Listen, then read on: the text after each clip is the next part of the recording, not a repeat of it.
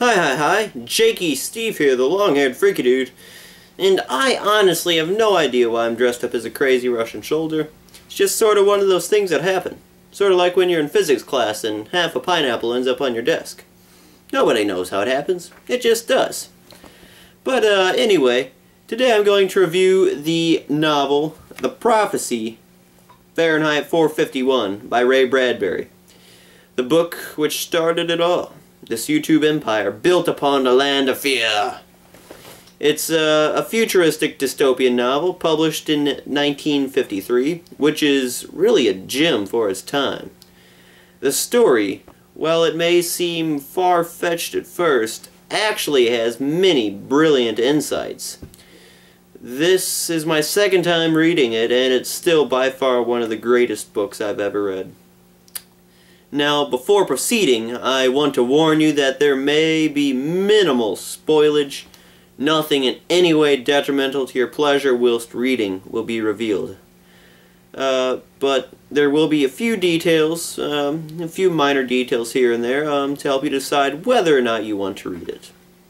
Most of which you'll find out in the first chapter anyway. So, anyways.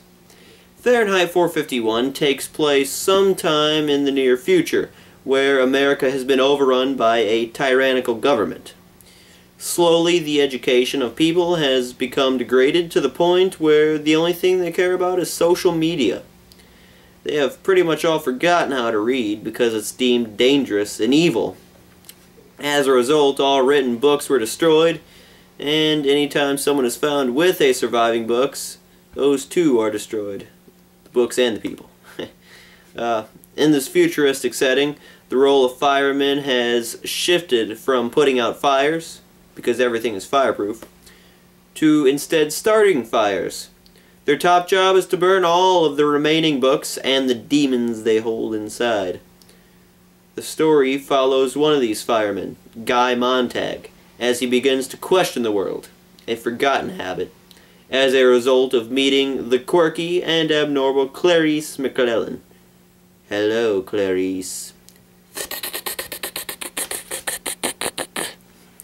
But, okay, yeah. Overall, the story is very interesting, and watching the development of Guy Montag, the true plot here, was loads of fun. In the end, the book concluded with a rather abnormal event, which was kinda random and just thrown in there. But, with a book such as this, that's kinda needed to end it. So I wasn't too big on the ending. I feel like there could have been more to this book, but other than that, the rest of the book was phenomenal. Brilliant. And in addition to that, overall it was quite a realistic book for a future-based book. Almost too realistic. There are many predictions made in this book, and a rather startling number of them have come true, or are coming true. For instance, Bradbury foresees the coming of flat-screen, wall-sized TVs in everyone's home. And displayed on these TVs is nothing but reality shows and what can essentially be called Skyping or video chatting. He predicted that we will assert our entire lives to the world of social media. He predicted that our best friends will be people we never even met in person. He predicted Bluetooth and cell phones. He predicted high speed limits. He predicted that the only human interaction we're going to have is through the internet, which wasn't even around then. But perhaps, importantly, the craziest prediction of them all, which is coming true, is the downfall of books. It's not quite the level he predicted yet, but we're getting there. Oh boy, unfortunately we're getting there. I mean, more and more every day I see people who don't like to read, people who despise books, who shun books. It's really sad. If you think about it, just think about where the human race will go if we lose our books. For me to rank a book as one of my favorites, it must have encouraged me to do something. And the thing this book encouraged me to do was to create this channel. After reading this, I felt a sudden desire to spread the love and knowledge of books to as many people as I could. I realized that it's a dying art, reading, and that has to be changed, or may God damn us all. So, that's Fahrenheit 451 for you. One of the best books I've ever read. Very influential, very scary, very real.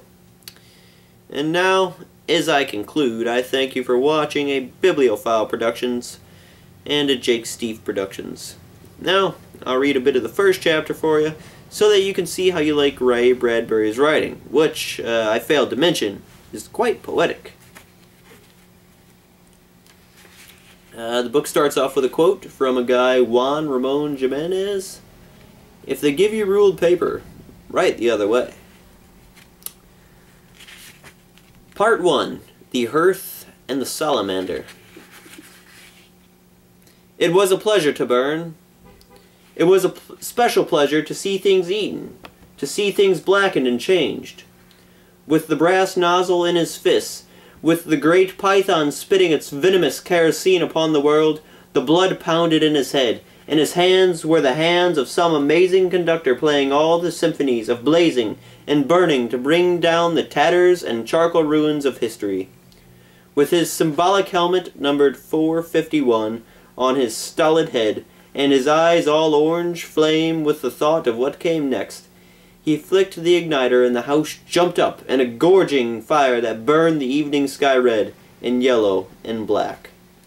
He strode in a swarm of fireflies. He wanted above all, like the old joke, to shove a marshmallow on a stick in the furnace, while the flapping pigeon-wing books died on the porch and lawn of the house.